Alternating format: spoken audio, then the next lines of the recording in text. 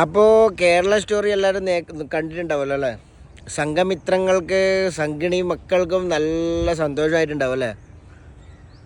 സ്വന്തം കേരളത്തിനെ കുറിച്ച് ഇങ്ങനൊരു പിക്ചർ ഇറക്കിയതിലും പിന്നെ കേരളത്തിനെ കുറിച്ച് ഇങ്ങനെ അപമാനിക്കുന്നതിലും നല്ല സുഖം ഉണ്ടായിട്ടുണ്ടാവും അല്ലേ?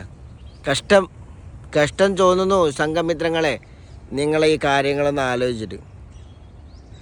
സ്വന്തം നാടിൻ്റെ വില, സ്വന്തം നാടിൻ്റെ പേര് നിലനിർത്താൻ നോക്കാതെ ഇങ്ങനത്തെ മതവർഗീയപരമായിട്ടുള്ള സിനിമകളെ സപ്പോർട്ട് ചെയ്ത് അതിനെതിരെ പ്രതികരിക്കാത്ത നിങ്ങളുടെ കഴിവ് നമസ്കരിച്ചിരിക്കുന്നു. നിങ്ങളൊരു കാര്യം മനസ്സിലാക്കണം, ഇത് കേരളം മാത്രം കാണുന്ന സിനിമയല്ല, കേരളത്തിൽ മാത്രം ഇറങ്ങുന്ന സിനിമയല്ല, ലോകത്തിൽ മൊത്തം പോകുന്ന സിനിമയാണ്. ലോകത്തിലുള്ള ആൾക്കാർ കേരള അവർ കേരളത്തിന് ഏറ്റവും ഒരു നല്ലൊരു സ്ഥലത്താണ് അവർ സ്ഥാനം നൽകിയിട്ടുള്ളത്.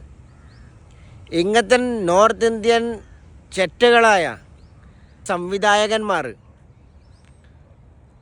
അതും ഫ്ലോപ്പ് സംവിധായകന്മാർ, ഇത് റിയലാന്ന് പറഞ്ഞുകൊണ്ട് ഒരു പിക്ചർ ഉണ്ടാക്കുമ്പം അതിനെ ഇങ്ങനെ എടുക്കുന്നത് ശരിയാണോ തെറ്റാണോ?